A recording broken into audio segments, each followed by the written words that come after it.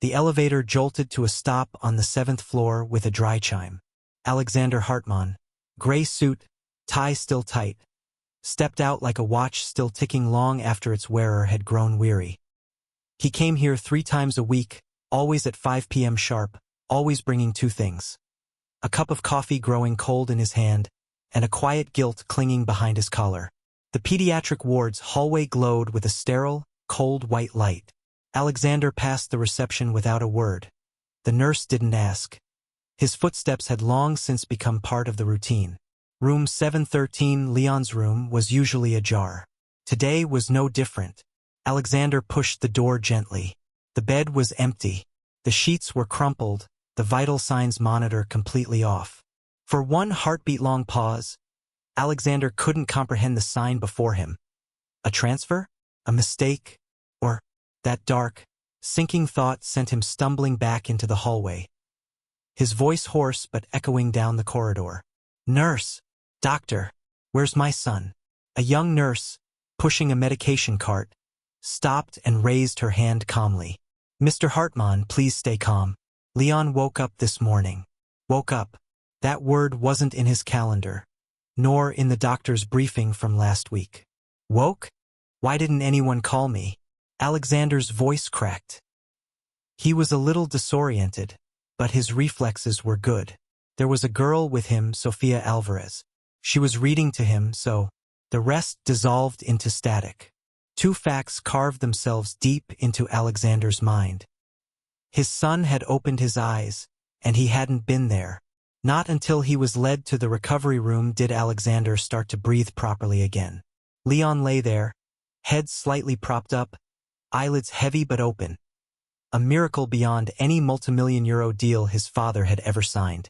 "Hello, son," Alexander whispered, voice soft as if afraid to shatter glass. Leon moved his lips with effort, soundless, but clear in intent. "Dad." Every fiber of Alexander wanted to collapse. Instead, he held himself together, placing one hand gently on the bed rail, afraid that even the slightest touch might undo the fragile miracle before him. In that rare, warm moment, one name clung to him like lingering smoke. Sofia Alvarez. Who was she? A patient? A volunteer? A student who snuck in? And why? After 2 months of Alexander's constant, tormented vigil beside a boy who seemed eternally asleep, was it the touch of a stranger's hand that finally reached Leon? When Alexander left the hospital, dusk had fallen over Dusseldorf. He didn't turn on his work phone, didn't check the flood of emails marked urgent.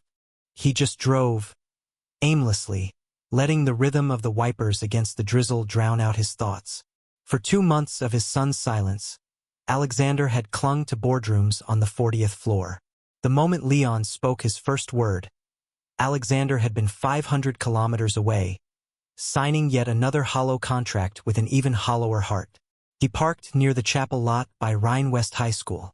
Tomorrow he would come back here, to find Sofia Alvarez, the girl with duct-tape sneakers and a book about constellations, the one who had opened a door he'd believed long lost. In the rain-lit haze of the street lamps, Alexander tightened his grip on the steering wheel. For the first time since his wife's funeral, he felt the weight of being truly late for the most important appointment of his life, fatherhood. And somehow, he sensed, the next chapter of that journey would begin with a stranger girl and a book full of stars. The schoolyard of Rhine West High at dismissal time looked like a lopsided painting, loud, colorful, in constant motion. Students spilled out of buildings, the sound of sneakers hitting the brick pavement blending with laughter, music leaking from headphones, and shouts about heading home, going to part-time jobs, or just surviving one more day as a teenager.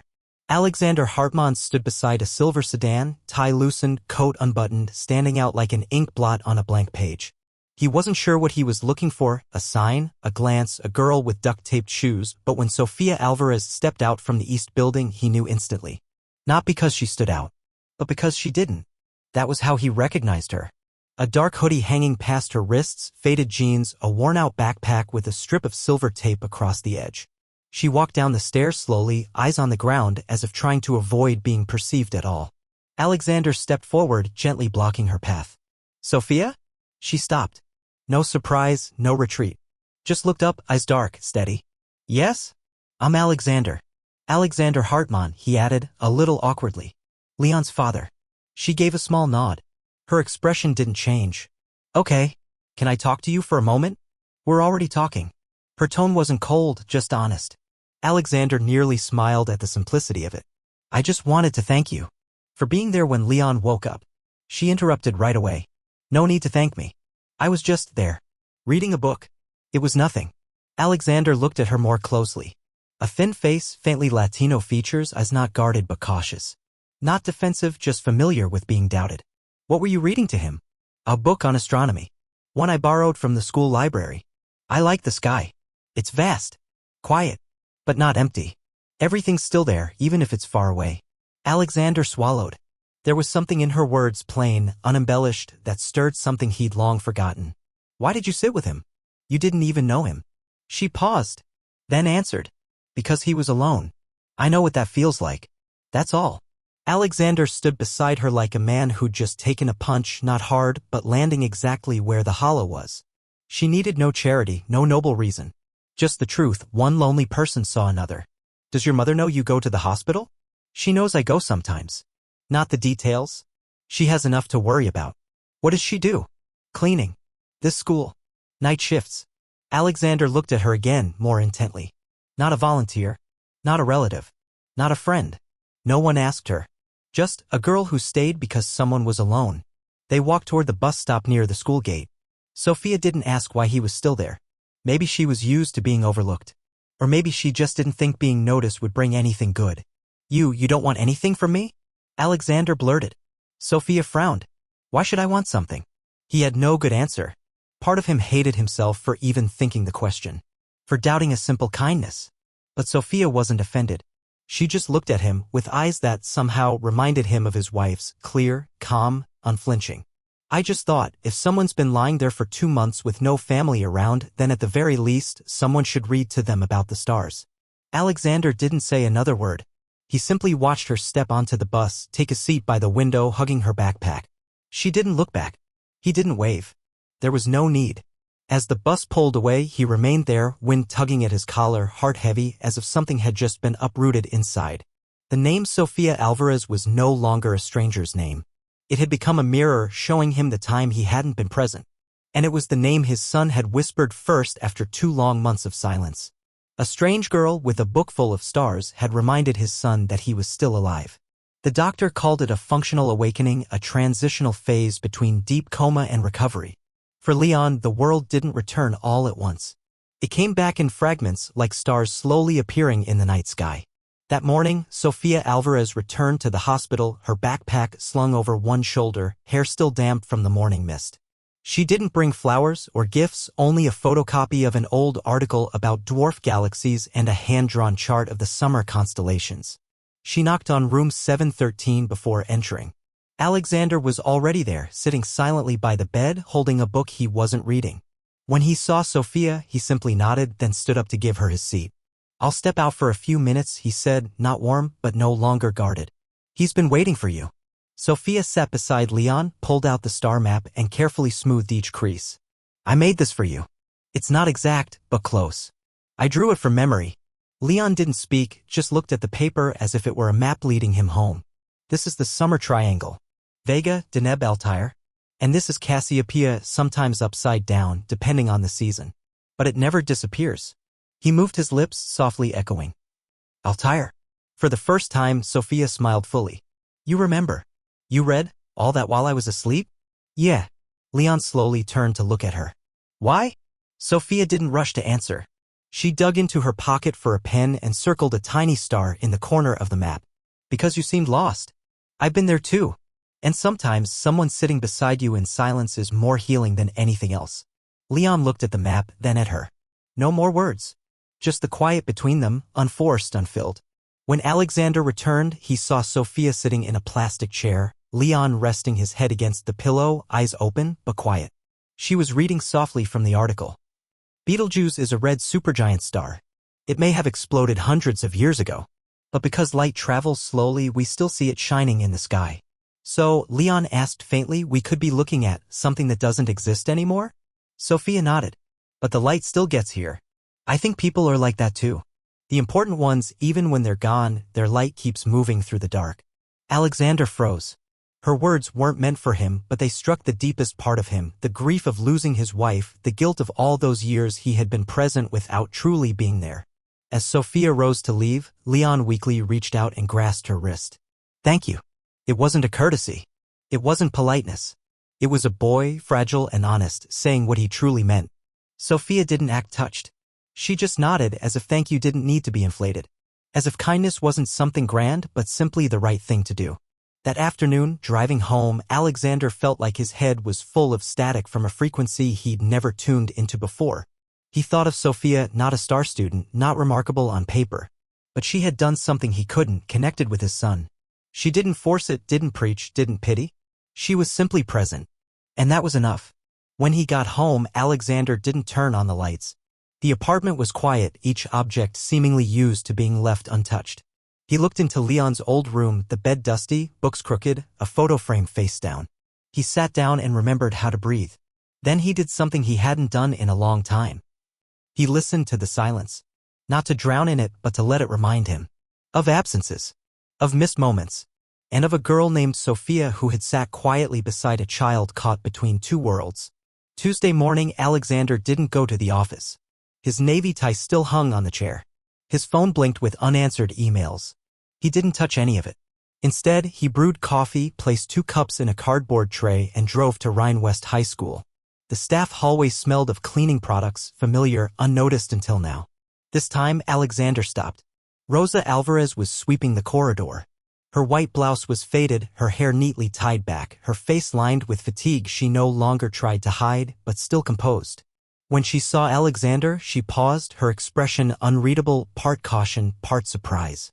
Mr. Hartmann, she said, her German heavy with Spanish undertones. How can I help you? Alexander offered her one of the cups. Just coffee. No special reason. I just wanted to say thank you. Rosa looked at the cup like it was a complicated question. She took it, touched the lid, then nodded gently. Thank you, but you didn't need to. Maybe not, Alexander replied. But I should. They stood quietly. People passed without noticing, a businessman and a janitor standing in a narrow space between 2 distant worlds. Sophia's different, Alexander said. Rosa pressed her lips together, her gaze softening into quiet pride. She's always been older than her age. She notices things others overlook. She doesn't speak much, but when she does, it's worth listening. She's not afraid of silence, because she's used to living in it. Alexander looked into the mother's eyes. No resentment, no pleading, just silent exhaustion and endurance that ran deep. He understood now why Sophia was different, and why she didn't like being called special. I want to understand more, not out of curiosity, but because I owe Sophia more than just thanks. Rosa lowered her voice, as if measuring how much truth to reveal. We came from Granada. I work. Sophia studies. We live on the 3rd floor of an old building. Thin walls. Leaky roof. It's fine. But Sophia knows everything. She knew when I hid the late rent notice. She knew when I cried behind the door over incomplete paperwork. Alexander tightened his grip on the coffee cup. She told me she sat with Leon because he was alone. That was reason enough. Rosa nodded, her voice not sad, just honest. Because she knows what loneliness feels like. That afternoon, Alexander waited in the schoolyard. This time, he didn't stay in the car. When Sophia emerged from the main building, shoulders weighed as always, he walked toward her. I'm not here to ask anything, he began. I just wanted you to know, you're not invisible. Sophia stopped. Her eyes weren't cold, but closed off. Not resistant, just self-protected. I know. I just don't want to be seen out of pity. This isn't pity, he said. This is me relearning how to see people. Took me years to realize I'd forgotten. Sophia lowered her gaze, pressed her lips briefly, then asked suddenly. My dad died when I was 9. I saw it happen. It wasn't quick. It wasn't gentle. After that, Mom did everything. I learned to stay quiet because quiet doesn't cause trouble. Now you're here, saying nice things, asking questions. I don't know what I'm supposed to feel. Alexander didn't answer right away. Then he said, Not feeling anything is a feeling. I'm not here to change you. I just want you to know. I'm learning how to be present. And if possible, I hope I'm not only learning it with my son. For the first time, Sophia didn't walk away. She gave a small nod, then continued on. Alexander didn't follow. He stood still, listening to her footsteps echo against the brick pavement. A small crack had opened between two worlds, and through that crack, light could begin to seep in. Tuesday morning, Alexander didn't go to the office. His navy blue tie still hung on the chair. His phone blinked with pending emails, but he didn't touch it. Instead, he made coffee, placed 2 cups into a cardboard tray, and drove to Rhine West High School. The staff hallway smelled of familiar cleaning products, the kind Alexander had walked past many times but never noticed. Today, he paused before it, holding the coffee cups and a hesitation he hadn't yet named. Rosa Alvarez was sweeping the hallway floor. Her white blouse had dulled with wear, hair neatly tied up, face marked with quiet fatigue that couldn't be hidden yet still held a dignified order. When she saw Alexander, she stopped, her eyes flickering with something between caution and surprise. "Mr. Hartmann," she said, her German thick with a Spanish accent. "Can I help you with something?" Alexander extended 1 cup toward her. "Just coffee. No special reason. I just wanted to say thank you." Rosa looked at the cup as if it were a complex question. She accepted it, touched the lid with her fingertips, and nodded lightly. "Thank you, but you didn't have to." "Maybe not," Alexander replied. "But I should have." They stood in silence for a few moments. People passed by without stopping, without looking. 2 adults, a businessman and a janitor, stood in the narrow space between 2 distant worlds. "Sophia is a remarkable person," Alexander said. Rosa pressed her lips together, her gaze softening into a quiet, restrained pride. "She's always been older than her years. Notices what others overlook. Doesn't talk much. But when she does, it matters. She's not afraid of silence. Because she's used to living in it." Alexander looked into the mother's eyes, no resentment, no plea. Only the silent endurance of someone who had survived much. Then he understood why Sophia was different. And why she disliked being called special. "I want to understand more, not out of curiosity. But because I owe Sophia more than thanks." Rosa lowered her voice as if measuring how much truth to share. "We came from Granada. I work. Sophia studies. We live on the 3rd floor of an old building. Thin walls. Leaky ceiling. It's manageable. But Sophia, she knows everything. She knew when I hid the eviction warning. She knew when I cried behind the door over unfinished paperwork." Alexander tightened his grip on the coffee. "She told me she sat with Leon because he was alone. That was enough for her." Rosa nodded. Her voice wasn't sad, just honest. "Because she knows what loneliness feels like." That afternoon, Alexander waited in the schoolyard. This time, he wasn't in the car. When Sophia emerged from the main building, her shoulders weighed as always. He walked toward her. "I have nothing to ask of you," he began. "I just wanted you to know you're not invisible." Sophia stopped. Her eyes weren't cold, but closed. Not hostile, just firm. "I know. I just don't want to be seen with pity." "This isn't pity," he said. "It's me relearning how to see people. Took me years to realize I'd forgotten." Sophia lowered her gaze, pressed her lips together, then asked suddenly. "My dad died when I was 9. I saw it happen. It wasn't quick. It wasn't gentle. After that, my mom did everything. I learned to stay quiet because quiet didn't cause problems. Now you show up, being kind, asking questions. I don't know what I'm supposed to feel." Alexander didn't answer right away. Then he said, "Not feeling anything is still a feeling. I'm not here to change you. I just want to say, I'm learning how to be present. And if I can, I hope I'm not only learning it with my son." For the first time, Sophia didn't walk away. She gave a small nod, then continued on. Alexander didn't follow. He just listened to her footsteps echo on the brick path. A tiny crack had opened between 2 worlds, and through that crack, light might enter. Afternoons at the hospital always held a strange kind of light. Not bright like morning, not heavy like dusk. It drifted through the windows, settling in the rooms as though time itself had slowed down, hesitant to pass. Leon Hartmann was no longer motionless as in those first days.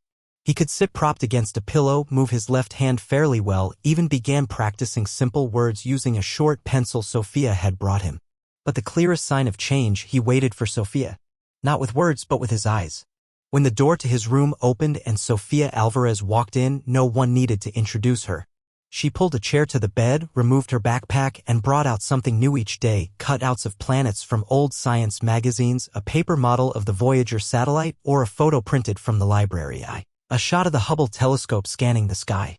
Today's about the Kuiper Belt, Sophia said, not looking up as though continuing a conversation that had never paused.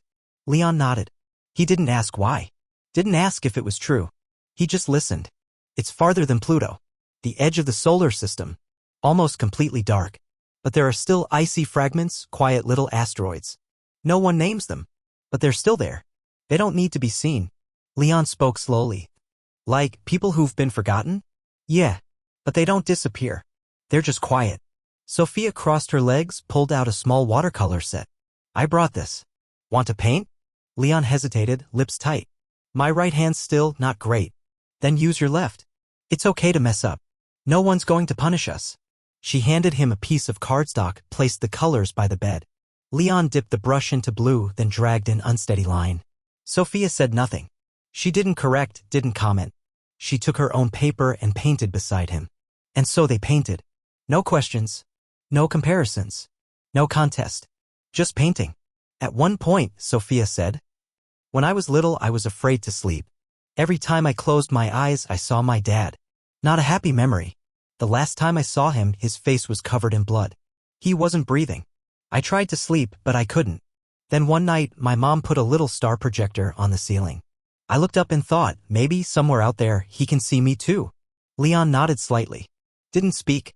But his eyes glistened and Sophia didn't need confirmation. Those afternoons stretched long like a kind of healing. No one gave it a name. No doctor prescribed silent empathy. But when Alexander came to pick up Leon, he no longer found his son turned to the wall. And when Sophia wasn't there, Leon asked, is she busy today? Alexander simply answered, maybe, but she'll be back. 1 week, Sophia didn't show up for 3 days. It rained nonstop. The hospital smelled of wet disinfectant. Leon barely spoke. He just stared out the window at the thinning clouds. On the 4th day, Sophia appeared drenched in rain, her backpack soaked. Leon didn't smile, but his eyes lit back up. I brought the stars again, she said, pulling out a smeared star map. It's pouring. You still came? You didn't disappear. Neither did I. That sentence, simple, certain, was enough to fill the silence of 3 days. Sometimes Alexander stood outside the door, listening. Sophia's voice steady as she read stories of supernovas, methane rain, and lost light finding its way. Other times they said nothing, just painted, or cut paper, or stared at the ceiling. One day Alexander walked in just as Leon asked, if a person were a star, which one do you think I'd be? Sophia thought for a moment. Maybe Arcturus. Steady. Quiet. But impossible to ignore when it shines. Leon lowered his head, lips pressed into the faintest smile. What about you? Me? Sophia smiled. Probably a brown dwarf. Small. Not too bright. But still part of the sky. Alexander sat down and simply watched them. He realized it wasn't astronomy Sophia was teaching Leon. She was teaching him how to see himself in a world he thought had forgotten him. That weekend, Leon drew a map of the planets with his left hand, crooked lines, but every name in the right place. In a corner of the paper, he wrote, Planet Alvarez. No one told him to do that. No one needed to explain what it meant. Sophia looked at the paper. She didn't smile. She didn't blush. She simply said, I've never had a planet before. Thank you. They fell quiet. Silent but never distant. Because between them, words had long since stopped being necessary. When it rained, Sophia's roof sounded like a drum. Not the soft patter of drops on ceramic tiles, but the reverberating clang of water hitting thin metal, loud, trembling, like each storm was testing how much more this place could endure. Alexander had never imagined himself standing in a chipped concrete hallway, staring up at a faded plastic sign that read 3B Hinterhouse, holding a bag with toasted bread and hot soup. But then he knocked on apartment 12, and when Rosa Alvarez opened the door, he knew he had done the right thing, even if too late. The apartment was small, narrow, and old. The ceiling was stained. The tile floor worn down to the mortar. There was a low wooden table, a portable electric stove, and 2 plastic chairs. On the wall hung a few faded photographs taped up with yellowing adhesive. Nothing was excessive. And nothing was false. Rosa invited him in with a nod that was neither polite nor unfriendly. Sophia sat on a mattress by the window, a workbook lying open. She didn't look surprised to see him. She simply shifted slightly as if she'd already made space for him in this world, a world he once assumed he didn't belong in. I didn't come here to overstep, Alexander began. Something told me I needed to see things more clearly. Sophia stayed silent, but Rosa replied, tired but proud. This is my home. It's not perfect, but it's ours. Alexander nodded. I understand. Or I'm trying to. And I see something here that many bigger homes don't have. What's that? Sophia asked, her first words. Presence. Everything here has been kept because it means something. Not for appearances. She didn't respond, but her gaze softened. The soup was served in a chipped porcelain bowl. No one pretended to eat elegantly. No one needed to. The conversation shifted to Leon, his recovery, the doctor's updates, physical therapy. Then to Sophia, school, exams, a summer research scholarship at the Technical University. Alexander was surprised to learn she was one of only 3 students nationwide selected for an astronomy program in Göttingen. But she hadn't submitted her confirmation form. I'm afraid to go, she said plainly. Not of the science. But because. I'm not sure I'm allowed to leave. Alexander frowned. You deserve that opportunity. Not everyone who deserves it gets to cross the line, Mr. Hartmann. Sometimes they just don't have the right papers. Rosa cleared her throat, a quiet warning not to go too far. But Sophia looked straight at him, unafraid. Have you ever lived with the feeling of being illegal without doing anything wrong? Doing good still makes you afraid. Doing wrong means you stop breathing. My mom always said, don't draw attention. Don't be seen. But then I met Leon. I read to him. And now I've been seen. I'm not sure if that's a blessing or a risk. Alexander didn't know what to say. Because she was right. She wasn't asking him for anything, but her presence in his son's life now demanded he face injustices he had long passed by out of convenience. That night, when he got home, Alexander didn't open his laptop. He sat at the kitchen table holding the extended leave form he had printed 3 weeks earlier but never signed. He looked at the blank field for the reason. And for the first time he wrote, to relearn how to be a father. Then he opened his contacts and called an old friend, an immigration lawyer he had once helped land a seat on a corporate board. His voice was calm. I need your help for a family. Not because they asked, but because I owe them safety. The friend hesitated. Alexander, you know how complicated this can get. I do. And that's exactly why I won't let them face it alone. When the call ended, Alexander looked out the window. It was still raining, tapping steadily on the old pane of glass. But now, the sound no longer made him feel cold. It was like a quiet background score marking the beginning of a shift. Drop by drop. Slow, but unrelenting. On the 3rd floor of an old back building, a thin roof still braced itself against the rain. But beneath it, 2 people lived. 2 people still hoped. And Alexander, the man who had missed so many moments that should have been his was not going to miss another. In summer, the city of Göttingen felt as quiet as a freshly cleaned laboratory. Everything in place, yet waiting to be touched. Sophia Alvarez walked across the courtyard of the Technical University with her old backpack, now patched with a new piece of fabric. Her shoes were still held together with duct tape, but her steps were steadier.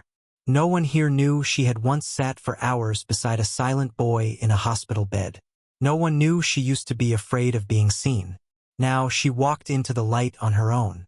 Her dorm room was simple. A single bed, a desk by the window, white walls. But for the first time in her life, it was her own space. Not because she'd been pushed into it, but because she'd chosen it. From her backpack, Sophia took out the first thing she had packed. A copy of the star map she and Leon had drawn together. She taped it to the wall using the same kind of tape that had once held her shoes to the world. Then she sat down and opened her laptop. There were 3 new emails from Leon. Dad's learning how to set up the telescope. Still points it in the wrong direction.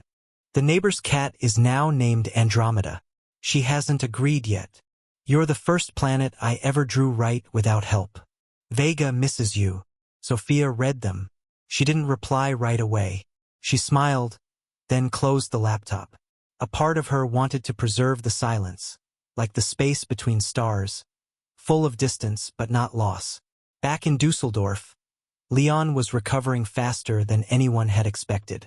He could walk with a light crutch, had resumed distance learning. Alexander had turned his private office into a makeshift study room, covering the walls with space-themed posters and hanging a solar system mobile in the window. Each morning, He brewed hot tea and placed the day's assignments on the desk before Leon woke. He didn't do everything perfectly, but he was there, and that steady presence had become a new kind of gravity in his son's life. One day, Leon asked, "Dad, do you think you've changed?" Alexander put down his newspaper. "I'm not sure, but I think I'm turning back.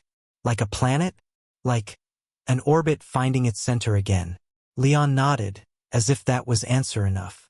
Then he returned to the drawing on his tablet. A fictional solar system where the planets weren't named after gods, but people: Sophia, Rosa, Leia, Hartmann, Alvarez. Even a small satellite named Silence. In Göttingen, Sophia gradually settled into seminars, experiments, essays. Each week, she sent Leon an audio recording, not a story, but sounds. The wind across the campus, church bells muffled behind a professor's voice, the tapping of keys at midnight. Leon saved them all in a folder labeled Distant Stars. Alexander overheard one once and asked, "Why don't you just do a video call?" Leon replied, "Because these sounds keep something more intact. I don't need to see her face. I just need to know she's still there." Alexander nodded. His son was growing up in a world he could no longer fully control, but he was present in the moments that mattered. And that was enough. 3 weeks before the summer program ended, Sophia received a message from her mother. "There's a letter from immigration. They've asked me to come in for a residency status update. Don't worry, we have someone representing us now. Keep studying." Sophia held her phone for a long time. Her hand clenched, but her heart did not. She knew something was shifting, quietly, like colliding nebulae. A man had silently done something she had never dared to ask for. That night, she sent Alexander a short email. "Thank you for shifting my mother's orbit, instead of waiting for the universe to fix itself." Alexander read the message in his kitchen, over a cup of cold tea. And for the first time in months, he no longer felt like someone standing outside the map.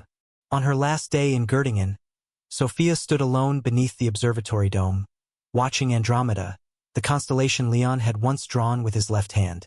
She whispered, "I haven't disappeared. I've just been far away for a while." Then she folded her calendar and marked her return date with a red dot. Not an ending, but a new intersection in her orbit. Dusseldorf greeted Sophia with a day that was neither beautiful nor bleak. Gray skies, no rain, wind rushing through narrow streets as if it had forgotten to pick someone up. She stepped off the long-distance bus with a backpack more worn than it was 3 months ago, yet filled with more than books, maps of what she had come to understand, and what she was still figuring out. She hadn't called ahead. No message. No time announced. She just came. At the hospital, room 713 was empty. No monitors, no Leon, no haunting white light. But in the hallway, a silver-haired nurse recognized her and gave a warm nod. "He doesn't stay here anymore, but he comes back often. With his father.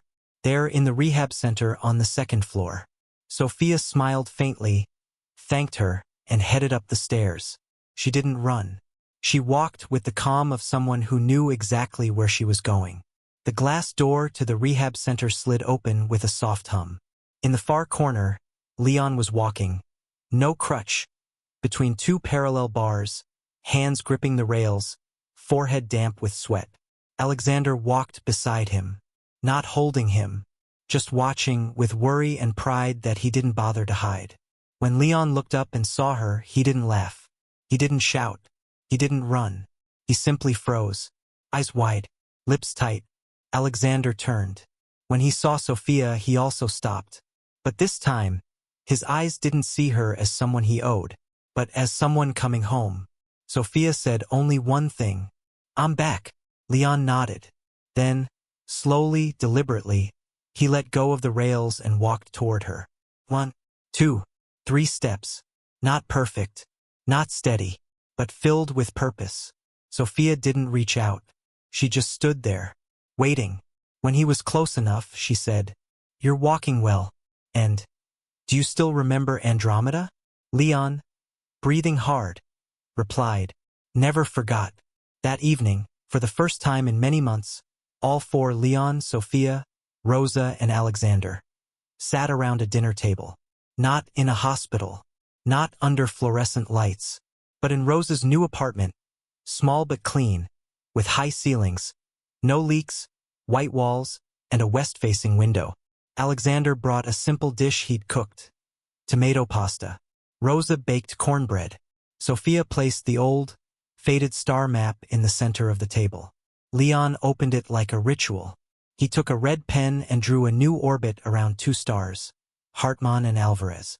"What's this?" Sophia asked. "A new satellite. You orbit both of them." Sophia meant to respond, but didn't. She simply drew a small dot at the edge of the map and wrote a tiny name. Family. That night, when Sophia left, Alexander walked her to the gate.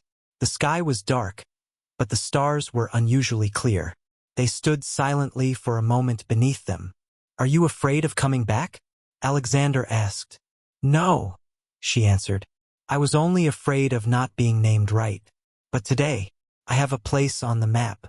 "You've always had a place." Sophia turned to look at him, silent, then nodded in place of a thank you, and walked away. Alexander watched her go, knowing this. She was no longer the girl he'd first seen sitting alone in the schoolyard, with torn shoes and guarded eyes. Now, she was the first light his son had seen after the dark. And in Alexander's heart, there was no doubt. That light had returned, not as a streak across the sky, but as a steadfast star, quiet, but never fading. On an early autumn morning, the sky over Dusseldorf was thin and blue, like glass. The oppressive heat of summer had passed, and winter's bite had yet to come. Just a coolness, soft and clear, like a hand gently resting on the forehead of someone just waking up. Leon Hartmann woke early, not because of an alarm, but because today he had a different kind of schedule, one of his own, a special day. He stood up, his legs no longer needed crutches, still not fully steady, but sure. He opened a drawer and took out a small box Sophia had left before returning to Göttingen. An application form for the Name a Star project. An initiative honoring the spirit of science, allowing students to symbolically name unnamed stars discovered by telescope but not yet officially designated. He had kept it all summer, and today he knew the name to write. In Alexander's living room, Rosa Alvarez was brewing tea. Sophia sat next to Leon, both bent over her old, small laptop. On the screen was a simple form with a single italicized line. Choose a name worthy of light. Not one that must stand out, only one that must be real. Alexander stood behind them, arms loosely crossed. Not interfering, not instructing, just watching. "So what name did you choose?" Sophia asked, glancing over at Leon. Leon typed slowly, carefully, then turned the screen toward her. "Star name, Zora. Description, Zora in Slavic means dawn, the first light after darkness. This star represents those who don't save the world with noise, but with steady presence. It's dedicated to the one who was there when I woke up, the one who helped me find my name again and then gave a name to the light." Sophia fell silent. She looked from the screen to Leon, then to Alexander. No one said anything. No one needed to. Rosa stepped forward and placed a hand on her daughter's shoulder. A gentle touch like a final period after years of writing through broken lines. "You don't need to hide anymore," Rosa said softly. "If light is real, let it be seen." Sophia pressed her lips together, then laughed, quiet but unmistakable. A sound not familiar but not foreign either. "I never thought I'd be a star," she said, her eyes misty. "You're not," Leon said calmly. "You're a star system." Alexander stepped closer. For the first time, he placed a hand on both children's backs, naturally, without hesitation. Then he said, "So now we have our own map. Not by Hubble, not by NASA, but by what we choose to hold on to." On the day the confirmation letter arrived, all 4 of them, Alexander, Leon, Sophia, Rosa, stood beneath the twilight sky. The letter read clearly, "Star Idaho 4721 C has officially been symbolically named Zora." They couldn't see the star with their bare eyes, but Leon raised a hand and pointed to a faint spot in the sky's corner. "There. Do you see it?" Sophia looked up, nodded. "I do. Always." Alexander and Rosa stood side by side. They didn't speak, but both knew in that moment all distance, all differences in origin, role, or past had dissolved into a shared orbit. No one said the word family. They didn't need to. That evening, as Sophia prepared to head home to her small apartment, Leon handed her an envelope. Inside was a copy of the star map they had once drawn, now updated. This time, beyond planets and orbits, there was a new line written in black ink, simple and steady. All things that matter revolve around one another if we're willing to stay. Sophia folded the paper and tucked it carefully into her coat pocket. She said nothing, just looked up, toward the sky, where a star now bore her name, and a small world below, where every light, whether faint or bright, had its place.